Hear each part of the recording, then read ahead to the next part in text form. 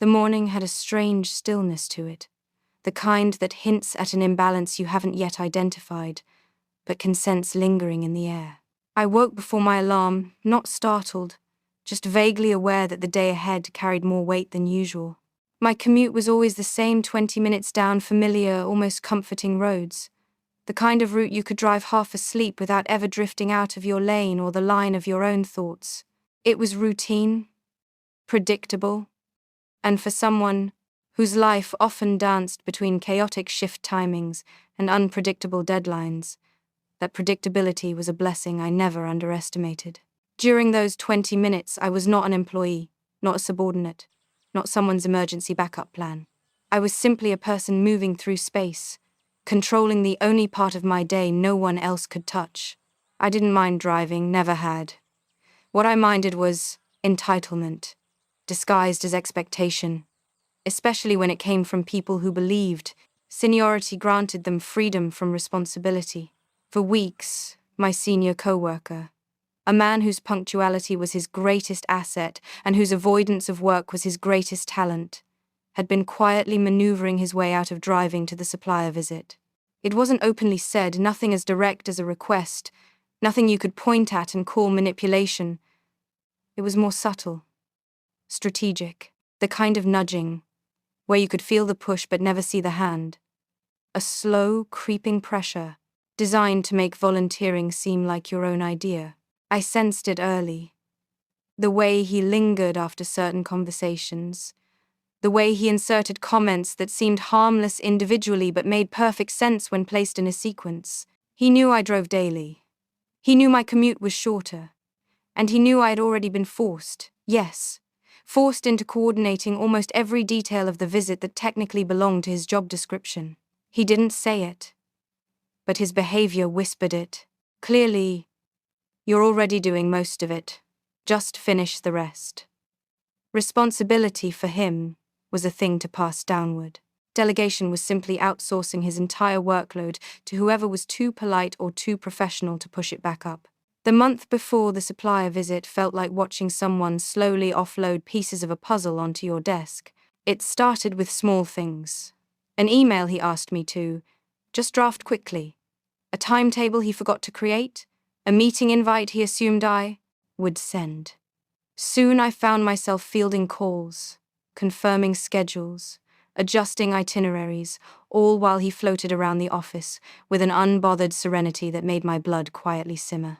The worst part was how he acted like this was natural, like this was simply how work was supposed to be distributed.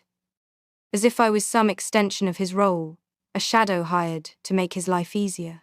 Every time a new task landed on my plate, he would give that same half-grateful smile, a smile that didn't reach his eyes, the kind that said, "Good, now I don't have to do this." The closer the visit came, the more pronounced his avoidance became.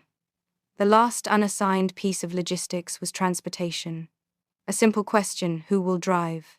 But a question loaded with the weight of every unfair expectation that had built up over the past month.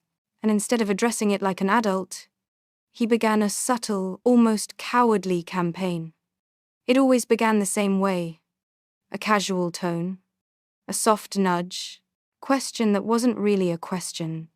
He asked if I had been to that area before. He made passing remarks about how he didn't enjoy long distances, how driving tired him out, how he had a hard time staying alert during extended drives. Once he even said, in a tone meant to sound like a compliment, "You handle stressful things better than I do," as if endurance was a justification for dumping work. I could feel the walls closing in. Each hint was a brick, added to a wall he hoped would corner me into volunteering. Each day the pressure sharpened, and each day I refused to give him the satisfaction of a reaction. But beneath the surface, something shifted inside me. Not anger, not resentment, but a cold, methodical resolve forming quietly in the background of my thoughts. If he wanted to push responsibility onto me, he would find that I was not the kind of person who broke under subtle pressure. I was the kind who pushed back, not with confrontation, not with shouting, but with precision. With silence, with strategy. Then came the turning point, the moment the entire narrative crystallized into a single decision. I came in earlier than usual one morning, bleary-eyed, headphones around my neck, the office still half asleep. As I walked toward my desk, I heard voices from the manager's office. Not whispers, normal voices, but just loud enough to travel into the hallway. And when I heard the conversation, it was like listening to a script I had predicted word for word. The manager was asking my senior about transportation. It had to be discussed eventually. But what I heard next was so breathtakingly predictable, so perfectly lazy, that I almost laughed. "We don't really have a plan yet," he said. "I'll figure something out." The hesitation, the fake confidence, the deferred responsibility, it was all there. And I stood outside the office door, unseen, unheard, but fully aware that nothing would ever be figured out unless I was the one who did it. I gave him 3 days. 3 days to come up with something, anything. 3 days for him to realize that his plan of wait until my junior volunteers wasn't going to work. But I got nothing except more hints, more sly comments, more little attempts to box me in. That was when the quiet resolve inside me became a fully formed decision. I would remove myself from his narrative entirely. Not through confrontation, not through arguments, but through a simple, inconvenient truth. If my car did not exist in the office, I could not be pressured into driving. The first day without my car felt surreal. I woke up earlier than I needed to, dragging myself out of warmth and comfort into a world of crowded buses and uncomfortable seats. The air on the bus was humid, filled with too many people and too little ventilation. But I sat there calmly, earbuds in, letting a podcast play as I stared out the window. The inconvenience didn't matter, not when it served a larger purpose. I moved through the hour-long commute with a quiet satisfaction. This inconvenience was a small price to pay for a strategic victory. The next day was easier. The day after that, easier still. I realized something. Spite was a powerful motivator. Spite let you stomach inconvenience like it was nothing. Spite let you turn discomfort into determination. By the third day, my manager noticed. When he asked me where my car was, I delivered the lie with the softest, most harmless tone I could manage. "My brother was visiting," I said, "and I had lent him the car so he could explore the city with his girlfriend." A perfect explanation. Harmless. Believable. And most importantly, it destroyed the expectation that I could be relied on to drive. The look on my senior's face when he overheard it was priceless. A mix of surprise, panic, and something that looked like fear. Because in that moment he realized the one thing he never wanted to acknowledge. He had run out of places to hide. What followed was the email. Oh, the beautiful, precise, devastating email. It was crafted not with anger, but with surgical calmness. I explained to the supplier that our transportation plans had fallen through, and politely asked if they had advice on how to reach their facility. The wording was perfect, professional, logical, and yet undeniably exposing. It was a spotlight aimed directly at my senior's incompetence. And it worked faster than I expected. The manager erupted. Not at me. Never at me. He stormed into the office and unloaded months of frustration onto my senior, calling his behavior irresponsible, embarrassing, and shameful. He pointed out how a senior offloading his duties onto a junior was not leadership but neglect. I didn't smile. I didn't gloat. I simply sat there, sipping my coffee, watching justice unfold through the glass windows of the manager's office. On the day of the supplier visit, my senior drove. He didn't complain. He didn't negotiate. He didn't speak at all. His silence during that long drive was the loudest apology he would never dare to say. And the next morning, I drove my car back to work, as if nothing had happened. My fictional brother had gone home. The timing, of course, was impeccable. My senior's eyes widened when he saw the car, but he said nothing. What could he say? Everything he had tried to avoid had caught up to him, not because I confronted him, but because I refused to be manipulated. And in the silence that followed, a new balance settled over the office. The drive began, in a silence so heavy that even the air inside the car felt tense, as if the atmosphere itself understood what had happened the day before.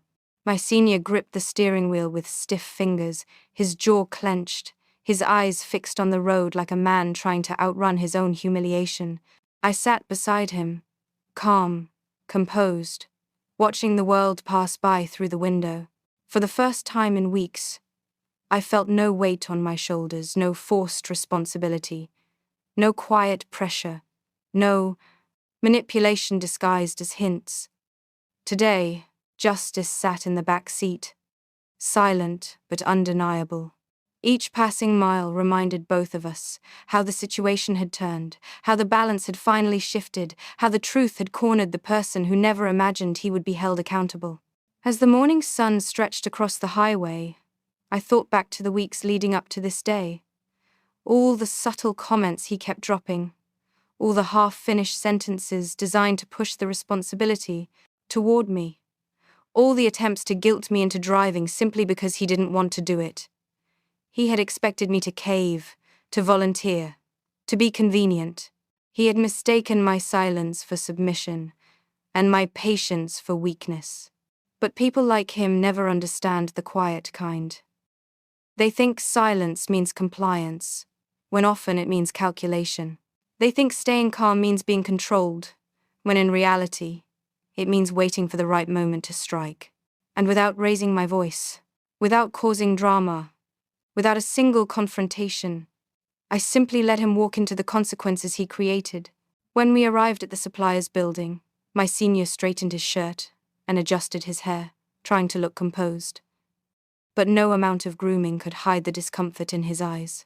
My manager stood outside, waiting, his hands behind his back, his posture sharp, his expression stern. He didn't greet my senior first. He didn't ask him anything. He simply nodded at me, then turned away, making it painfully clear who he trusted and who had disappointed him. Inside the conference room, the meeting unfolded like a mirror held up to the truth. The suppliers were organized, their documents ready, their questions clear. I answered each one confidently, flipping through my notes, explaining details, timelines, and coordination steps, the very things my senior had been responsible for. He barely spoke, and when he did, he stumbled over his words, unable to maintain even the illusion of authority. Halfway through the meeting, a supplier looked at us and casually asked who handled the coordination on our side. It was an innocent question, but its weight fell on the table like a stone.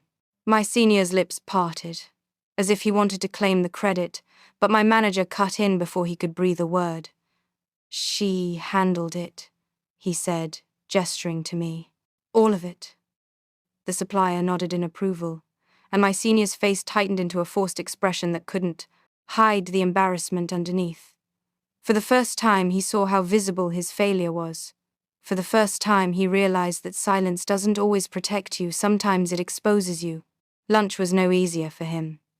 My manager and the suppliers discussed ideas and joked lightly, but my senior sat quietly at the edge of the conversation, pushing food around his plate. His confidence once inflated, and Loud sat deflated beside him. Every time my manager praised the preparation, he avoided making eye contact. Every compliment aimed at me was another reminder of what he had failed to do. My presence wasn't his problem. His inaction was. The drive back to the office was even heavier than the morning. The sunlight dimmed behind the clouds, but the weight inside the car grew. He kept glancing at me, opening his mouth to speak, then stopping himself. Finally, after several miles, he muttered something that attempted to sound like responsibility but landed as an excuse. He said he didn't expect me to take things so personally. I turned toward him and replied with a softness sharper than anger. "It wasn't personal until you made your responsibility mine." He didn't respond after that. The silence swallowed him whole, leaving him alone with the truth he had been avoiding. When we returned to the office, my manager acknowledged my work one more time. Not with an exaggerated gesture, but with a simple, sincere nod. one that meant far more than any long speech could. Meanwhile, my senior hurried inside like someone trying to escape his own shadow. By the next morning, the air felt different. I drove into the parking lot in my car, the same car that left with my brother, the same car whose absence had triggered the unraveling of everything my senior had been trying to shift onto me. When he saw me step out, his expression froze. The realization washed over him like cold water, slow, undeniable, and deeply uncomfortable. He asked if I got my car back, and I answered casually, as if it were the most ordinary thing in the world. His silence afterward wasn't just awkward, it was admission. He understood. He knew exactly what had happened, and he knew he had no right to confront it, because doing so would expose him, not me. Over the next days, the office operated differently. My senior began double-checking his responsibilities, asking instead of assuming, planning instead of avoiding, showing up early, staying focused, and working harder not because he wanted to, but because he finally had to. The shadow of the manager's disappointment lingered behind him, pushing him into a version of himself he should have been long ago. I didn't need to scold him. I didn't need to lecture him. I didn't need to fight him. His own actions had already done the job. I moved through the office with a new kind of peace. Not pride, not arrogance, just clarity. I realized something that week. You don't always win by being loud. You don't always win by arguing. And you don't always win by pushing back forcefully. Sometimes you win by simply stepping aside and letting people fall into the hole they dug for you. Sometimes the smallest, quietest move shifts the entire game. Driving home that evening, I felt the kind of satisfaction that comes not from revenge, but from restored balance. I had carried the weight for too long, and now, finally, it had been set down. My senior learned the lesson he had been avoiding. And I learned that sometimes the calmest person in the room holds the most power. Not because they shout the loudest, but because they choose their moment wisely. Sometimes the storm is not the loud crash of thunder. It is the quiet rearranging of everything afterward. And that is how a small lie, a long commute, and 3 days without a car changed the entire dynamic of responsibility, respect, and accountability. Not with chaos, not with confrontation, but with quiet intelligence, with stillness, with patience, and with the kind of poetic justice only real life can write.